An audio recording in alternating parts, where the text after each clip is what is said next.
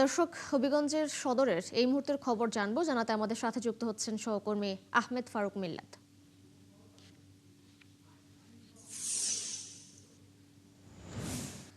মিল্লাত, প্রশাসনের ১৪৪ ধারা জারির পর এখন এই মুহূর্তে আপনি হবিগঞ্জ সদরের পরিস্থিতি কেমন দেখতে পাচ্ছেন, জানাবেন।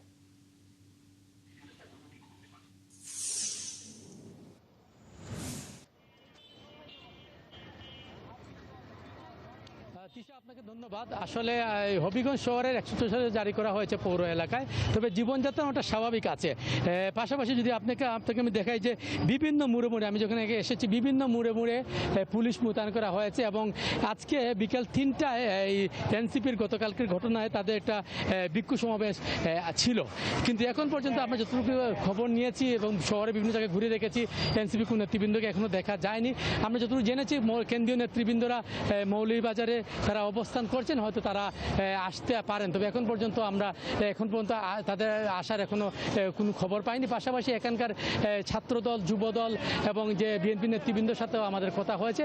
তারা যেটা বলেছেন যে তারা দাবি করেছেন তাদের সাথে সংঘর্ষ হয়নি।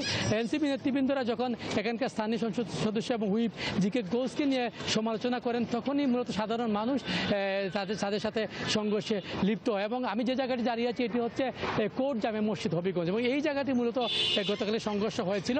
তারা হাজমিরগঞ্জের প্রোগ্রাম শেষে তারা হবিগঞ্জের পৌর টাউন হলে একটি প্রোগ্রাম করেন সন্ধ্যার দিকে, সেটা শেষ করে তারা যখন সার্কিটের রওনা দিয়েছিলেন, ঠিক এই জায়গাটা যেটা আমি দাঁড়িয়ে আছি দেখতে পাচ্ছি, সেই জায়গায় তারা আসার পর তাদের সাথে সংঘর্ষ বাজে এবং কয়েকজন আহত হন। এখানে সার্জিস আলম ছিলেন কেন্দ্রীয় নেতা এবং নাসিরউদ্দিন পাটোয়ারি ছিলেন, সহ বেশ কিছু কেন্দ্রীয় নেতৃবৃন্দ এবং স্থানীয় নেতৃবৃন্দ ছিলেন। তারা যেটা বলছেন যে তারা অতর্কিত তাদের উপর হামলা করা হয়েছে, তারা ছাত্রদলকে ছাত্রদল নেতৃবৃন্দ যারা বলছেন যে তাদের সাথে সংঘর্ষ এমন কোনো ঘটনা তারা ঘটেনি, সাধারণ মানুষের সাথে সংঘর্ষ হতে পারে। এবং আপনাকে জানিয়ে রাখি যে ইতিমধ্যে প্রতিটি এলাকায় পুলিশ মোতায়েন করা হয়েছে। আমাকে পুলিশ সুপার যেটা জানিয়েছেন যে আইনশৃঙ্খলা বিঘ্ন হওয়ার কোনো সম্ভাবনা নেই, এবং পরবর্তী হয়তো বিকাল ৪টার সংবাদে হয়তো বলা যেতে পারে, যদি তারা তাদের বিক্ষোভ সমাবেশ করেন, সেই ক্ষেত্রে আপনার ৪টা খবরে হয়তো দেখাতে পারো বিক্ষোভ সমাবেশ হয় কিনা না। এখন পর্যন্ত এই ছিল তিশা হবিগঞ্জ থেকে আমার কাছে সর্বশেষ।